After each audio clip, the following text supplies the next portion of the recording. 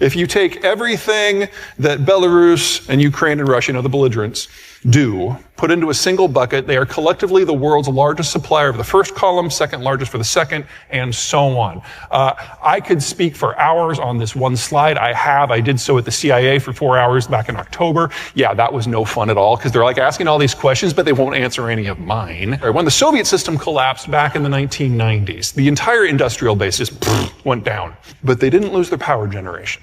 Now, the Soviet system was one of the few parts of the world that didn't have access to bauxite, which is the precursor material for aluminum. So what they did in the 90s, since they had all this spare electricity and no industrial production, is they imported all kinds of bauxite from other places, used their spare power to turn it into metal and then export it. Most of that bauxite came from either Australia or Ireland, two countries that have been relatively enthusiastic about sanctions on the Russian system. So that's shut down. Titanium, the ore comes from Ukraine, it's processed in Russia. So that's gone to zero. You guys remember Brexit? I mean, isn't it hilarious that we don't even think about the Brits anymore?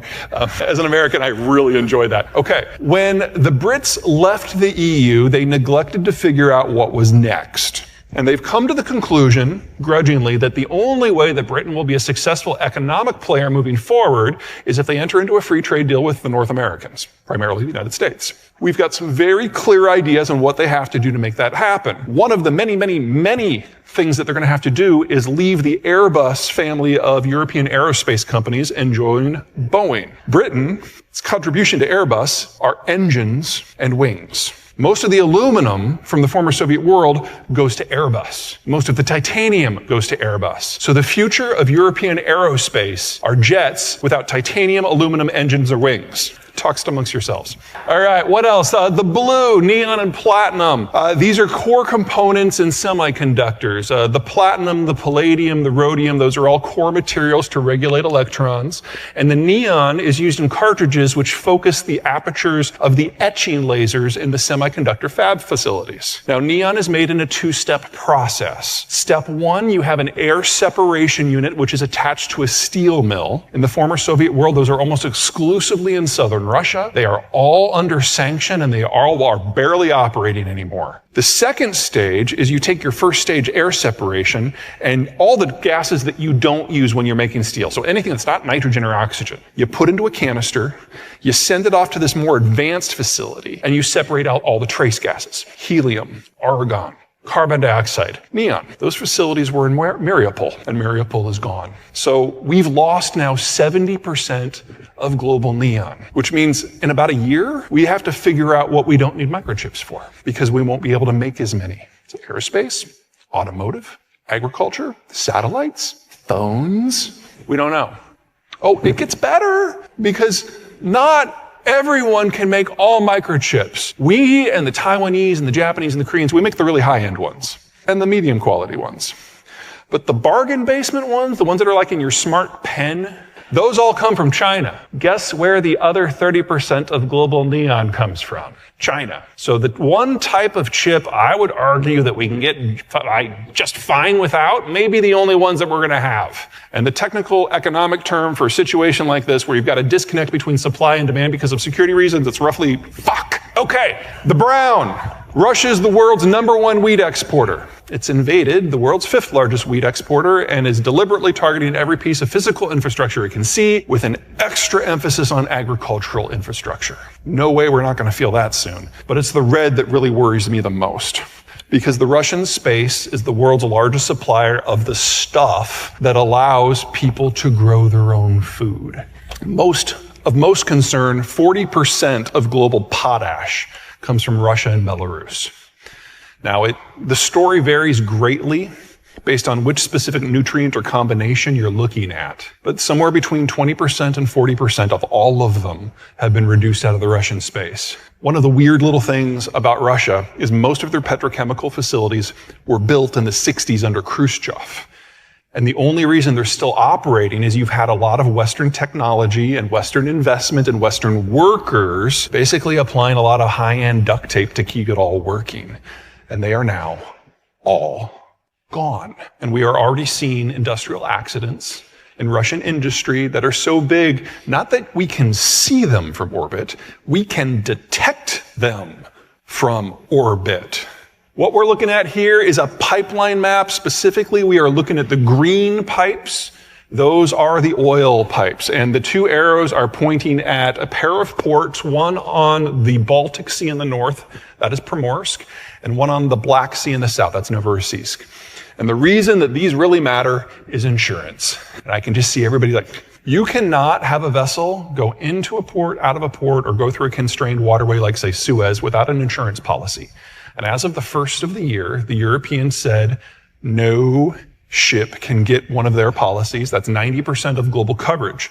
In addition, the global reinsurance companies, those are firms that insure insurance companies, without sanctions in play again, just said, we're never touching another Russian vessel again. Now, you're going to see in the news things about the price cap. That's all wrapped up into this. And everyone talks about the price cap because, ooh, sexy, they can only get like $40, whatever. It's the insurance that really matters, and it's already gone. So we have seen in just the last week and a half, exports out of the Russian space drop by about 1.5 million barrels a day. Things get really fast because this isn't Texas. In Texas, if for whatever reason the ports can't get rid of the crude, they just shut in the well. They don't like to do it, but they can do it. But in Russia, if you shut in a well in the permafrost, which is where most of this stuff comes from, it freezes solid. And the water that comes up as a byproduct turns into ice, and when water, we're in Louisiana, you're like, what? What's ice? When water freezes into ice, it expands and it pops the pipe from the inside. Now, they've got about 1.5 million barrels a day that's further west that's not on the permafrost. That they can turn on and off. Any more than that, they're cutting into the permafrost wells. And the last time the permafrost wells went offline, it was 1989. The Soviet system collapsed and they lost the entire network. And it took them 30 years to repair the damage. It's not quite right. It took Western techs 30 years to repair the damage, and the Western techs are gone. So we can very easily see a scenario where 2 to 4 million barrels a day of Siberian crude goes offline and does not come back for decades. And energy is not a normal product. You know, if you can't get wheat, you can eat corn. If you can't get corn, you can eat soy, whatever. If you can't get fuel, things stop. If you need a gallon of gas to get to work, but you can only get 9/10 of a gallon, not only will you pay whatever you have to do to get that last little bit, the price you pay for that determines the entire market. So just losing 2 million barrels a day of Siberian crude, that's enough to jack energy prices up by $60 easily. And there's more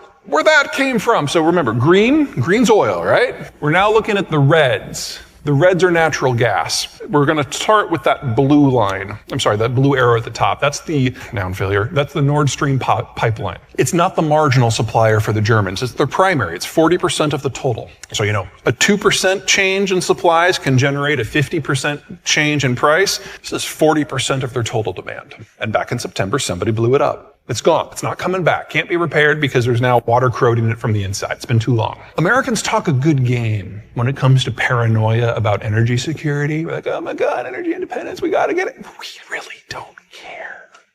We bring in energy from Canada or Mexico or Saudi Arabia, and if we don't think anyone is really watching all that closely, we'll happily take a bunch from Venezuela. You can't do that in Germany. Precision manufacturing in a tough neighborhood. And not only do they bring in the natural gas to generate power, that's not its primary use. Its primary use is for petrochemicals. And those petrochemicals are not exported. No. They're kept in-house to be processed into regular manufactured goods. It's the base of the entire system. And it's stopped.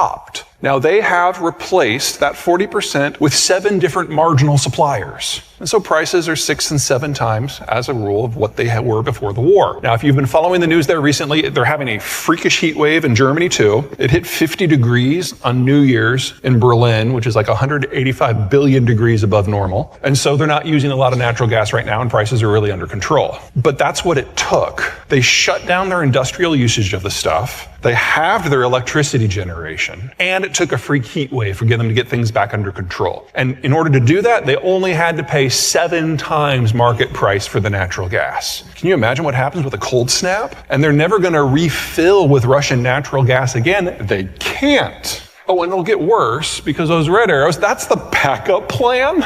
Pipes that go through the conflict zone in an artillery war. Folks, if you want a Beamer, buy it now. This is the last model. You should probably get 10 years of parts too. But we're looking at the end of the German manufacturing system in less than 2 years. The closest natural gas to Germany that's not Russian is in Nigeria. That's a 15-year program at least to get it online in there.